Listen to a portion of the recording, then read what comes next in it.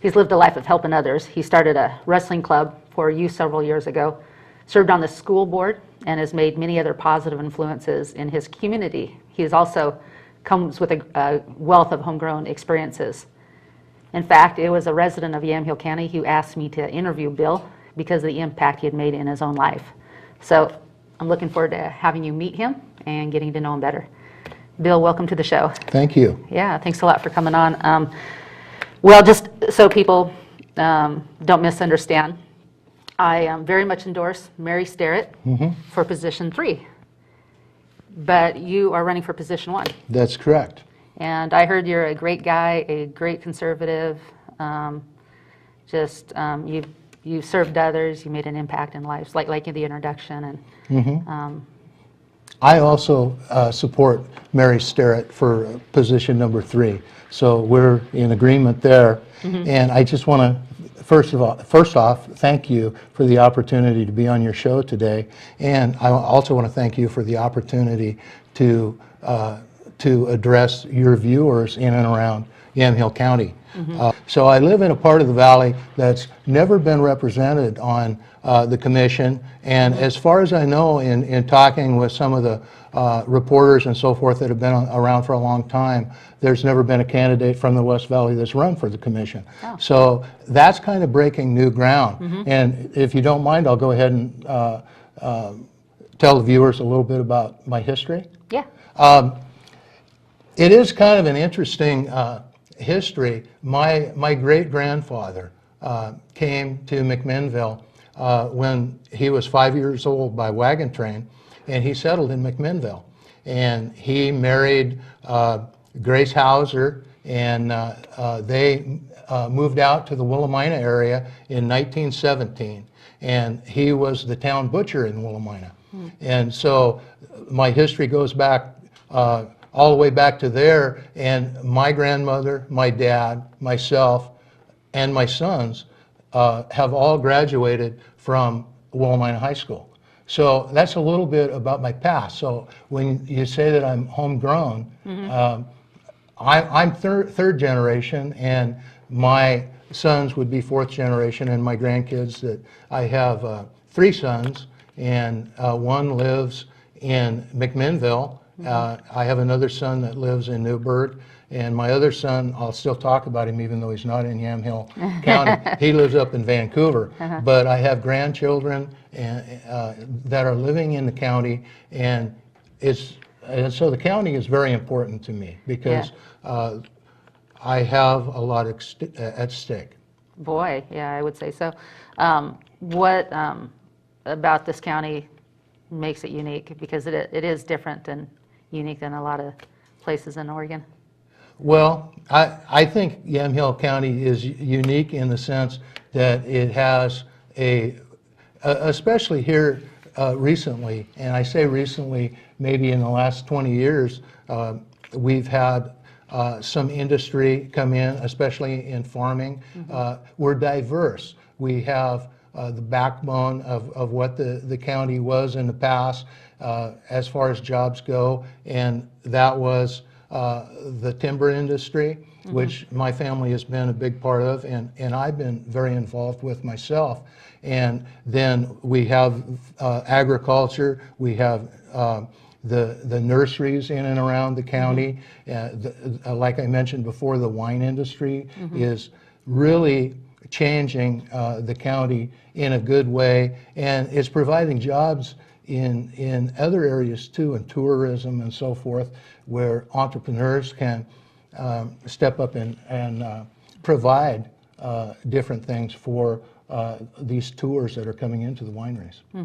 So that's how I look at the county, as a place that's very diverse, but changing. We have Portland pushing out towards the outer limits, pushing into Newburgh, and so I do believe that we need to really think about the future of our county. Yeah, that's very true. Mary Sterrett talked about something quite a bit, and it's probably something you would understand as well, that, you know, it only takes one liberal time when the county becomes liberal for TriMet to come in, which would bring in, more drugs than there is, gangs and things like that, because people would just kind of continue on the route. And the fact that we have our own unique bus system that does go out that way, and you can transfer, but it keeps people in the county that are doing county business instead of transients that might come in and bring problems. Yeah, I agree with you there. And not only that, is we have to be careful that we don't bring in things that are going to increase the taxes on the individual, on people, on homeowners, and on businesses in Yamhill County. I think jobs, to me, are very important, and families are very important. And the way I look at it is that you can solve a lot of the problems that we have in our counties, but not only in our counties and in our cities and so forth, by having good jobs for people, good stable jobs for families. Okay. What is your vision for Yamhill County? Well, my vision for Yamhill County is to, whenever anything comes before the commission, if I'm elected to the Yamhill County Commission, is to think about what kind of impact this particular issue will have, not just in the issue itself, but far-reaching issues. And I think, for an example, we can use Obamacare here and take a look at that. There are all kinds of unintended consequences of legislation like that. And I know as a Yamhill County Commissioner, what you are able to do is limited to some degree by policy and so forth. But I think that you have to be vigilant and always looking to see what the unintended consequences are of things like that come before the county. Like you mentioned, TriMet coming in. Yeah, unintended consequences. I mean, to some people, just when you first think about it, it's like, oh, well, that would be convenient. Well, yeah, but how much is it going to cost us in crime and families that get ripped apart, and social programs that are going to need support, afterwards, because, gangs and, drugs, and I mean, those are just huge impacts on society. So. And it should be a community decision when something like that happens, and not three commissioners, that vote to bring in something like TriMet, because it's going to have you're right. In a lot of things like that, when they happen, they have some good consequences for a few and some bad consequences for a lot of people. And once it's happened, once the cat is out of the bag, it's hard to get the cat back in again. Boy, isn't that right? You talked about forestry. Are we, as a county commissioner, is there more forestry that can open up, or is that, we'll talk about that, because that's a huge cash flow and it's been very politicized. Well, it's also something that I have experience in. I have timber myself that I manage, and I've done logging on my property outside of Willamina and on the home place just outside of Willamina in Polk County. I really feel, though, that we have in our county and just outside of the county a lot of resources that are not being utilized effectively. And when I say resources, I'm talking about timber that is now sitting on BLM land and U.S. Forest Service land that since the spotted owl crisis years ago, a lot of that timber was taken out of production. And I am not against setting timber aside for recreational use. I think we should do that. I think we need to really look at making everyone happy. And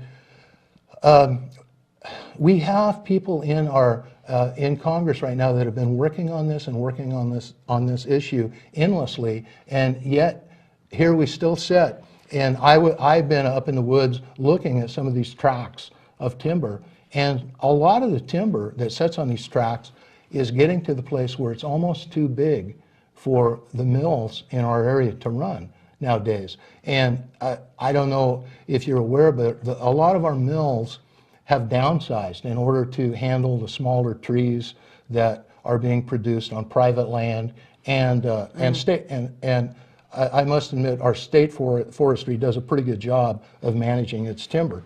But I do think there are some things that can be done there to provide the resources that we need, because if we're looking at jobs and we really want to make that a priority in our county, I think everything has to be on the table. And these lands fall within Yamhill County, Polk County. They fall within the area of the mills that are supporting jobs for the people of Yamhill County, and I think it's an important issue. Yeah, yeah.